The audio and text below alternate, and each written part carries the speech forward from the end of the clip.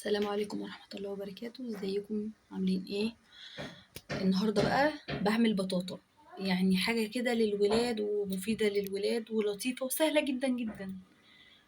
غسلتها كويس جدا وبعد كده ولعت الفرن وحطيتها في الفرن وهديت عليها. كل شوية كده بقلبها شمال ويمين لحد ما تستوي.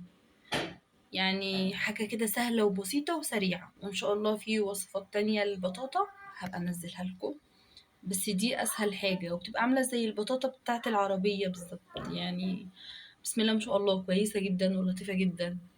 يعني بالهنا والشفا يا رب اللي ياكل حاجة. واهم حاجة نعملها ان احنا نهدي جدا الفرن على البطاطا. وما تنسوش تعملوا لي متابعة عشان يوصلكم كل جديد.